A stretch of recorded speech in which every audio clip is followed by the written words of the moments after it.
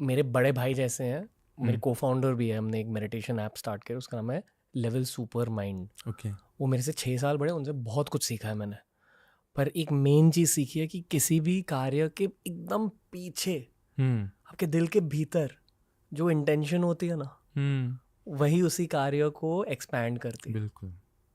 और ये इंटेंशन सिर्फ आप जान सकते हो, कोई और नहीं। आपकी मम्मी नहीं जानेगी, नहीं। आपकी पार्टनर नहीं जानेगी, आप ही जानोगे। उद्देश्य हाँ। आपका।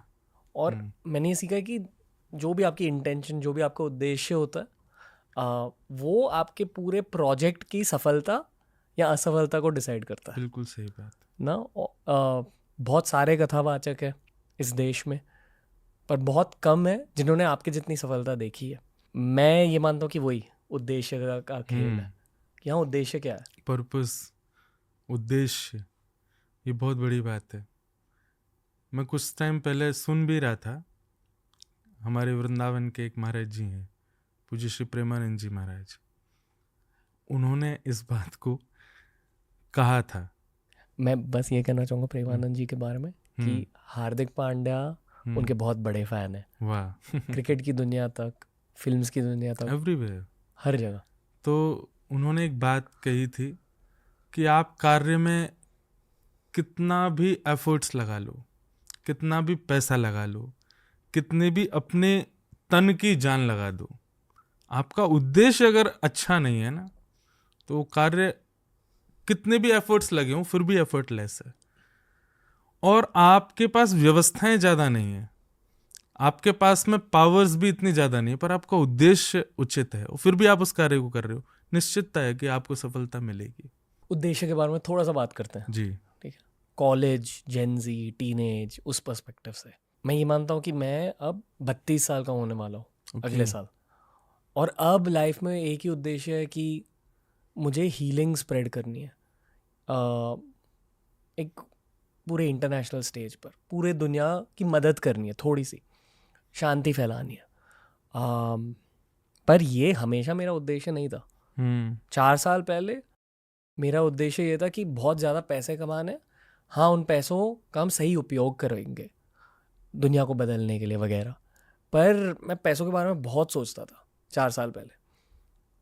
उसके पहले रिवाइंड फर्दर 4 years, यानी कि 8 साल पहले, मेरा उद्देश्य सिर्फ यही था कि लोग मुझे सफल माने। वही उद्देश्य से काम करते जा। पर सच तो यह है कि जब मैं सफलता के पीछे भाग रहा था, सफलता मिल रही नहीं थी।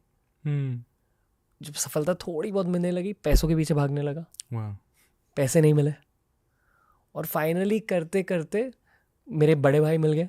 उन्होंने कहा कि इंटेंशन बदलो, बस ये दिल से मानो कि दुनिया में शांति फैलानी है, दुनिया को हीलिंग देनी है, फिर दुनिया ही आपको बहुत कुछ देगी। पर ये कहने की बात है, ये उस एज पर 22, 2018 पर समझना बहुत मुश्किल है बहुतों के लिए। स्पेशली आज के ज़माने में जहाँ हर कोई सोशल मीडिया पर अपनी ज़िंदगी को दूसरों की ज़िंदगी के साथ कंपेयर कर रहा है। दूसरों की गाड़ी, स्नीकर्स देखकर ऐसा लग रहा है कि यार वो चाहिए। इसलिए लगता है कि यार उद्देश्य पैसे ही होने चाहिए।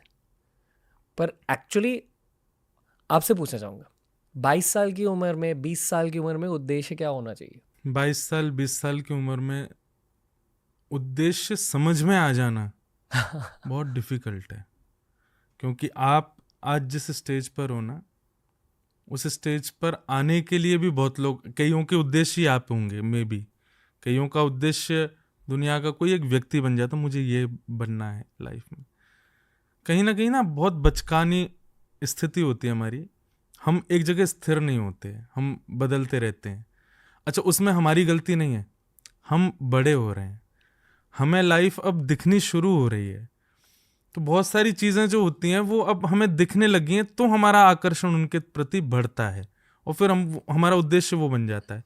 पर कहीं ना कहीं 25, 26, 27 साल के बाद में अगर आपकी लाइफ में स्पिरिचुअलिटी आई है तो, नहीं आई है तो नहीं। कई लोग 35-40 साल तक भी वो लोग अभी नहीं संभल पा रहे हैं, उनके लिए अभी भी वो डिस्ट्रैक्ट होते ही जा रहे हैं, नहीं ये नहीं, ये नहीं, ये नहीं। पर कहीं ना कहीं जब आपकी लाइफ में स्पिरिचुअलिटी आती है ना, तो आप एक जगह स्थिर हो जाते हो और वो स्थिरता अच्छी होती है, वो स्थिरता धन की या वस्तुओं की या व्यक्ति की, नाम, शोहरत, यश, ऐश्वर्य की नहीं होती।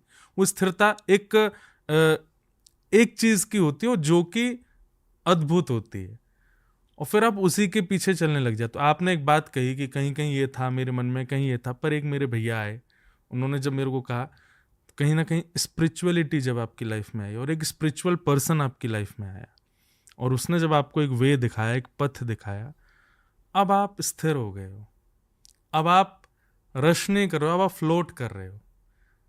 और ये फ्लोटिंग आपको अच्छी लग रही है। जब व्यक्ति फ्लोट करता है ना तो वो हाथ पैर नहीं चलाता, वो स्थिर रहता है, पानी उसको तैराता है।